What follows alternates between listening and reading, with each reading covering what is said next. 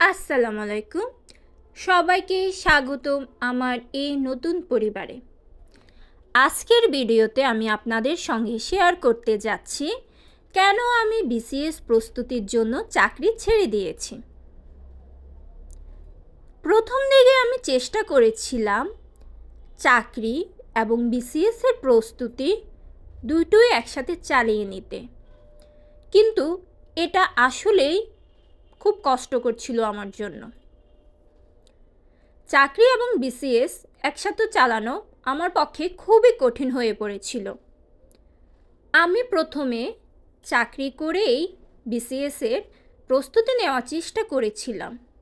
সকালে অফিস, তারপর সন্ধ্যায় কিছুটা সময় পেলে পড়াশোনা, আবার রাতে অফিসের কাজ। সত্যি বলতে এটা ম্যানেজ করা ছিল খুবই চ্যালেঞ্জিং। আমি যতই চেষ্টা করলাম, একটা সময় এসে বুঝলাম দুটো কাজ একসাথে সঠিকভাবে করা সম্ভব হয় না। বিসিএস এমন একটা পরীক্ষা, এই পরীক্ষার প্রস্তুতি নেওয়ার জন্য পুরোপুরি মনোযোগ আর সময় দিতে হয়, আর চাকরি করার কারণে সেটা হয়ে উঠছিল না আমার পক্ষে। সিদ্ধান্ত নেওয়ার পিছনে অবশ্যই কিছু কারণ ছিল, তা আমি আপনাদের কাছে শেয়ার করছি। চাকরিটা আমি ভালোবাসতাম, তবে বিসিএসের প্রতি আমার যে আগ্রহটা ছিল সেটা আমার কাছে অনেক বেশি প্রাধান্য পেয়েছে। কারণ আমি জানতাম যদি এখন চাকরিটা ছাড়ি তবে আমি শুধু বিসিএসের জন্য পুরোপুরি প্রস্তুতি নিতে পারবো। এটা ছিল আমার জীবনে খুবই গুরুত্বপূর্ণ একটা সিদ্ধান্ত।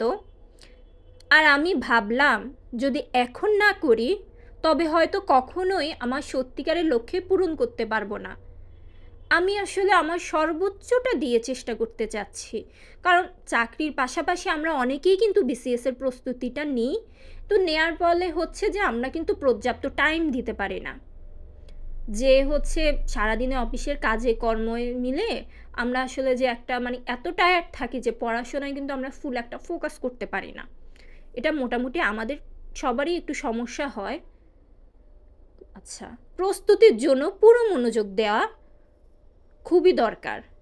এখন আমি পুরোপুরি বিসিএস প্রস্তুতির জন্য উপর ফোকাস করতে পারি না। আমার পুরো মনোযোগটা কিন্তু এখন শুধুমাত্র পড়ালেখা, দেন হচ্ছে যে প্রিপারেশান, যে কিভাবে কি পড়বো না পড়বো এগুলো নিয়েই কিন্তু থাকে। সময়টা আমি পড়াশোনা, এখন রিভিশন এবং নিজের উন্নতির জন্যই ব্যবহার করছি।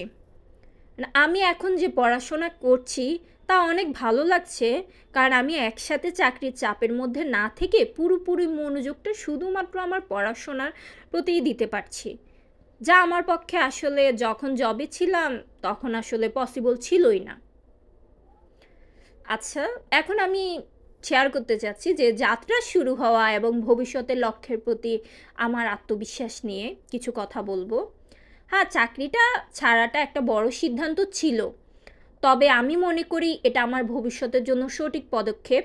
আমি জানি এখন যে সময়টা আমি পাবো বিসিএসের প্রস্তুতির জন্য, পুরোপুরি সময়টা আমি পাবো, তাতে আমি ভালো ফল ইনশাল্লাহ পাবো, আল্লাহ ভরসা। যাই হোক, এখন এই ছিল আমার বিসিএস প্রস্তুতির যাত্রা নিয়ে কিছু কথা।